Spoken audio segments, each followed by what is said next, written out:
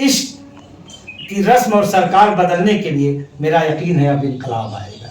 मेहनत के परिंदे घर हड़ताल पे आ जाएं, पल भर में बता देंगे औकात अमीरों की। उर्दू बनी है हिंदू और मुस्लिम के मेल से, दोनों ने खर्च इस पे दिमाग और दिल। मुल्क में रहते हैं तहजीब बचाने वाले और खुद ही मिट जाएंगे उर्दू को मिटाने वाले। जान देकर भी बचाते रहेंगे उर्दू को जब तक जिंदा है कैफी के घराने वाले। क्या बात, जितेंद्र साहब भी कैफी के घराने के, हम भी। शायरी समाज का आईना है, शायरी समाज की मार्गदर्शक है। और जालिमों जुल्म की एक उम्र हुआ करती है, राम अब आएंगे रावण को कुचलने के लिए। हमारे साथ आजमगढ़ में नियामाबाद तहसील के पास परसहा गांव साहित्य से दोस्ती पुस्तक केंद्र पर खालिद आजमी साहब मौजूद हैं, जो हम लोगों से मुलाकात करने आए हैं।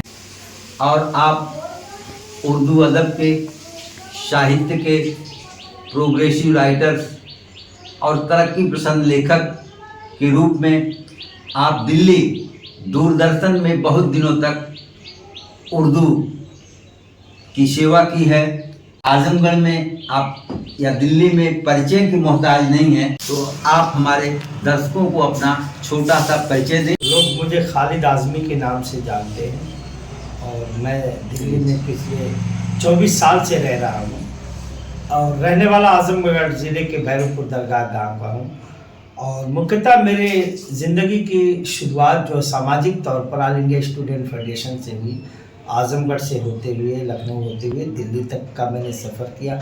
फिर दिल्ली में मैंने मुलाजमत की दूरदर्शन के उर्दू चैनल में, और उस दौरान मैंने तमाम प्रोग्राम 104 डॉक्यूमेंट्रीज़ की सीरीज़ बनाए मैंने, शेर व सकन, जिसमें मखदूम मुहिद्दीन, जानिसार अख्तर, सरदार जाफरी, कैफी आदमी, साहिर उद्यानी, मतलब जितने भी तरक्की पसंद तहरीक के लोग हैं और भी जो अच्छे लेखक हैं और शायर हैं, उन पे डॉक्यूमेंट्री ने बनाई। काफ़ी दिनों तक सेवा की। आपकी इस बीच कई किताबें प्रकाशित हुई हैं, जिनके नाम बताएंगे हमारे दर्शकों को। हाँ, हमारी 5 किताबें हुई और हमारी थीम जो है, असल थीम जो है, मजदूर, बेकस, किसान की शायरी करना और मुल्क की साझी सभ्यता को बचाना और हमारे जो कल्चर गंगा जमनी तहजीब उसको बचाना। पहली किताब का नाम था मेरे पसीने की खुशबू, इसलिए पढ़ा कि उसमें एक शेर था कि चाहत नहीं है मुझको चमेली गुलाब की, खुशबू मेरे पसीने की गुर्बत की शान। क्या बात है। तो दूसरी किताब हमारी आई अवध का चाँद। वो अवध की जो कल्चर, हम लोग अवध के रहने वाले हैं, ये अवध आजमगढ़ भी अवध का क्षेत्र है, तो उसमें ताकि अवध में चाँद जो रहता है खूबसूरत है, खुदा का शुक्र है अब तक सही सलामत। क्या बात है। फिर तीसरी किताब आई इनकलाब का मौसम। उसका मौजू इसलिए आया कि जालिमों के घर में है इज़्तिराब का मौसम, आ गया है दुनिया में इनकलाब का मौसम। फिर चौथी किताब आई नज़मों की सितम के फूल। तो उसमें था कि सितम के फूल खिलाओगे गर नशेमन में, उसे जलाएगा एक आफताब आएगा। इश्क की रस्म और सरकार बदलने के लिए मेरा यकीन है अब इनकलाब आएगा। और 5वीं किताब आई मेहनत के परिंदे। सूखा भी अमीरों का, बरसात अमीरों की, ये दिन का उजाला भी और रात अमीरों की। मेहनत के परिंदे घर हड़ताल पे आ जाएं, पल भर में बता देंगे औकात अमीरों की। इस तरीके से 5 किताब। 6वीं किताब भी तैयार है, उसका नाम है मुसीबत का सफ़र। और 7वीं किताब भी तैयार हो रही, उसका नाम है बगावत के गीत। बगावत के गीत भी तैयार है। तो इस तरीके से 5 पब्लिश हो चुके हैं। और एक हम पोइट्री की भी, प्रोज की भी किताब लिख रहे हैं, जिसका नाम है तरक्की पसंद तहरीक के सुतून, यानी प्रगतिशील आंदोलन के स्तंभ। इस समय उर्दू नज़्म, उर्दू शायरी और ख़ास करके तरक्की पसंद लेखकों के लिए क्या मुख्य समस्याएं हैं, बताएंगे। देखिए, ऐसा है कि लोग कह रहे हैं कि उर्दू ख़त्म हो रही है, लेकिन मेरा मानना उर्दू ख़त्म होने वाली चीज़ नहीं है। उर्दू कभी ख़त्म नहीं होगी और ये भाषा है। उर्दू अगर ये कहा जाए कि मुसलमानों की भाषा, तो उसके साथ अत्याचार है, अन्याय है। उर्दू, इल्ताफ़ हुसैन आली ने लिखा था ना कि उर्दू है जिसका नाम हमारी ज़बान है, दुनिया की हर ज़बान से प्यारी ज़बान है। उर्दू बनी है हिंदू और मुस्लिम के मेल से, दोनों ने खर्च इस पे दिमाग और दिल की।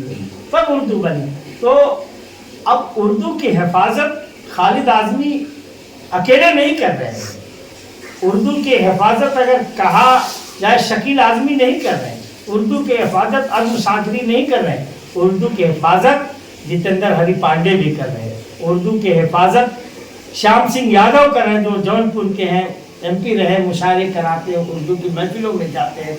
उर्दू की हिफाजत अशोक कभी यादव उर्दू कर- को ही लेकर के CPI से MP रहे जय बहादुर सिंह ने हड़ताल किया था, अनशन किया था लखनऊ के अंदर उर्दू को बचाने के लिए। देखिए, अगर लोग कहते हैं कि उर्दू डे अल्लामा इकबाल के जन्म दिवस पे मनाया जाता है, हमारा इख्तिलाफ है। हमने शुरू से कहा कि अगर उर्दू डे मनाया जाए तो सिर्फ जय बहादुर सिंह के जो है मृत्यु दिवस को मनाया जाए, क्योंकि वो शहीद उर्दू हैं। जय बहादुर सिंह ने उर्दू को दूसरी राजभाषा बनाने के लिए पता नहीं अनगिनत दिनों तक हड़ताल कर दी, और उसी के बाद उनकी सेहत खराब हुई और वो इंतकाल कर गए।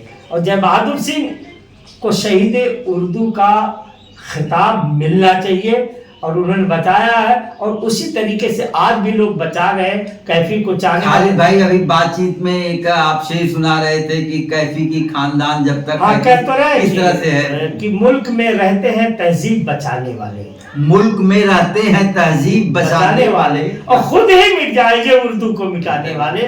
जान देकर भी बचाते रहेंगे उर्दू को जब तक जिंदा है कैफी के घराने वाले। क्या बात। जितेंद्र साहब भी कैफी के घराने के, हम भी कैफी के घराने का मतलब उनके बच्चे नहीं है, कैफी के घराने का मतलब उनके विचारों को आगे बढ़ाने वाले लोग हैं, वो कैफी का घराना। और देखिए, इस वक्त जो है मुल्क में हर चीज पे पहरा लगा है, लेकिन उस पहरे के ऊपर जो बगावत करता वही शायर है। शायरी का मतलब ये नहीं होता संतुति करना नहीं, किसी की तारीफ करना नहीं, शायरी का मतलब होता है कि आवाम को बेदार कर देना। जो हम उर्दू शायरी और तरक्की पसंद की बात कर रहे हैं कि क्या दिक्कतें हैं, क्या परेशानियां हैं, उसमें आपकी जो शेरो और शायरी है उसमें से कुछ पसंदीदा शायरी को सुनाए तो अच्छा है। देखिए, शायरी समाज का आईना है, शायरी समाज की मार्गदर्शक है, और जो काम बड़े लेख नहीं कर पाए एक शेर कर देता है, और एक शेर में पूरी किताबें सिमट कर रह जाती हैं। तो उस तरीके से जैसे शायरी इशारों का कनायों का नाम है, जैसे मजरू साहब इश्क और इनकलाब एक साथ, तो उस तरह से खालिद आज़मी साहब की भी कुछ रचनाएं हैं तो सुनाएं। सब कुछ हमने लिखा। जैसे देखिए, हुकूमत के खिलाफ कि हुकूमत कह रही है कि बगावत छोड़नी होगी, मगर रहना है जिंदा तो शराफत छोड़नी होगी। अमीर शहर तेरी जिद है अगर दज्जाल बनने की, मेरी भी जिद है कि तुमको हुकूमत छोड़नी होगी। क्या बात। और देखिए, बड़ा सवाल कि जो है तीलियां तोड़कर बरहम है निकलने के लिए, तीलियां तोड़कर बरहम है निकलने के लिए, अम्न की फाख्ता दुनिया को बदलने के लिए, और जालिमों जुल्म की एक उम्र हुआ करती है, राम अब आएंगे रावण को कुचलने के लिए।